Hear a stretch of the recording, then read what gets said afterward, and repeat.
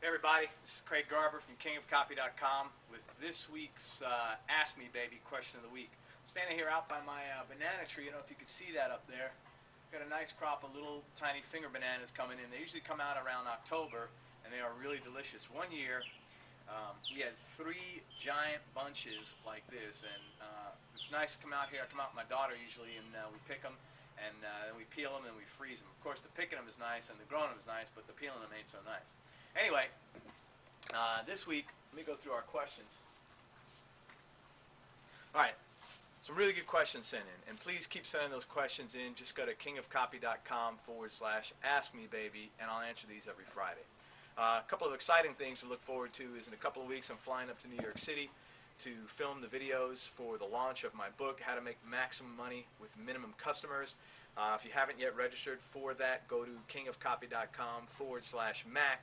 And you'll be able to download 3 free chapters of the book and get some other early bonuses that no one else will be able to get. Okay, so let's move on. This week's question comes from Dan Toohey, who lives, I believe, out in California. Real good question. Dan says, "Hey Craig, great teleseminar last week. I also devoured your lead generation explosion program, and as a result just finished putting together the mail campaign going out to gun range and gun store owners." Hey, you feel that starting to light drizzle. I couldn't have done it without the program. Thanks. You're welcome, Dan. Thanks for your order. I appreciate your business. My question is, since I have a very new business, how do I make up for the few testimonials I have? I've noticed on many websites there's always a ton of testimonials, or should I simply use the ones I've already gotten from my clients and not worry about having a whole page full of testimonials? Great question, and it's one that loads of people have, especially when you're starting a new business.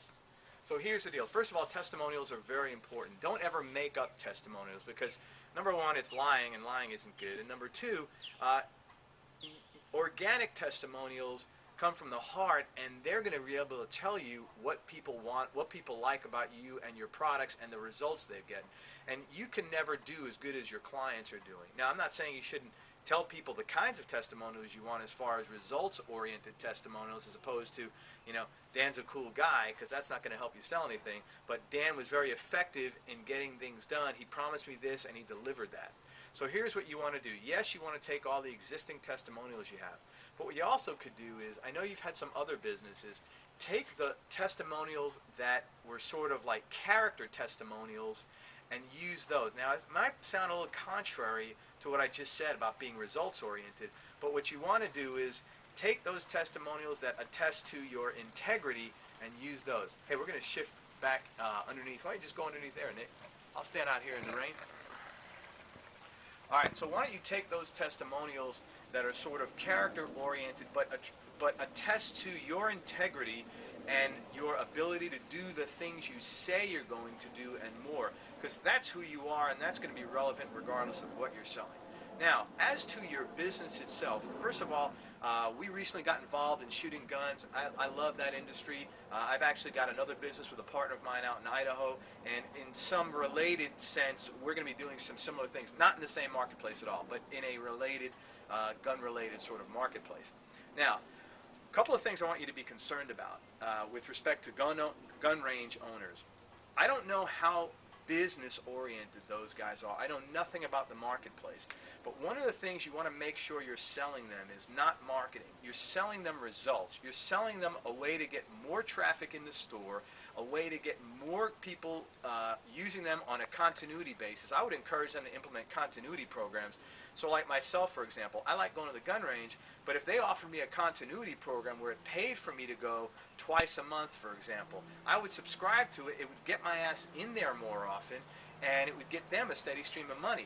Right now, it's like I got to go. It's a pain in the ass. You know, it's like getting your car washed. It's something you know you need to do. You don't always necessarily go and do it. Okay? So get them involved, if you can, on some sort of continuity program. The other thing you can do for these guys, and this will be fantastic, imagine if you started a newsletter for them for gun range owners. So now they're mailing out a hard copy newsletter. I have an entire chapter devoted to the value of offline newsletters, because I'll tell you right now, My book, How to Make Maximum Money with Minimum Customers, is about how I made almost $600,000 with a small list of less than 5,000 names. And the lion's share of that, frankly, was all pivoted around my offline seductive selling newsletter. So I've got a very extensive chapter devoted to offline newsletters, how to put them together, what should be in there, what to say, and how to say it. Well, if I were you, I'd create a newsletter that's templated for these guys. It doesn't have to be 12 pages long. It could be 4 pages long, okay? You take an 11 by 17 sheet of paper, fold it over in half. That's 4 pages long, okay? And you have a template that they could fill out. And in addition to that, you create 1 or 2 emails a week that they need to send out. So now you've got them corresponding. Imagine how cool that would be to get information from your gun range owner. Right? Everybody that goes there loves guns. Guess what? It's going to sell a lot more guns, a lot more ammo, and it's going to get them involved. Then you could have group outings and seminars and stuff like that, and you can conduct this or arrange this all on a local level, and you conduct it nationally through everybody else. So if they are receptive, and I say if because not every marketplace is filled with buyers. So, for example, regular physicians aren't necessarily good buyers. Dentists and chiropractors are good buyers. So there's little niches that aren't, not every niche is filled with buyers. But that's what I would look for, and that's what I would do. I think this is a great business that you're getting into. I know you personally have an enthusiasm and a passion over that.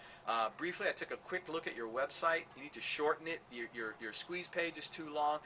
Get it shorter. You don't need to have a giant big thing. You want to try to keep it above the fold, or maybe have them go down slightly. You got too long of a text there on the squeeze page.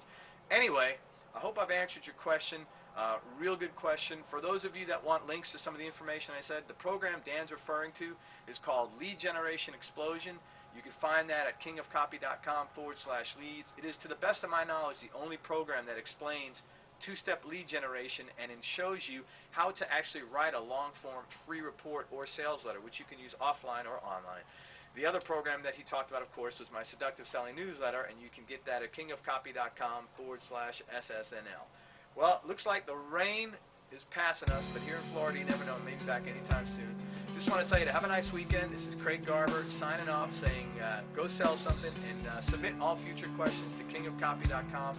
Ask me, baby, and we'll see you real soon.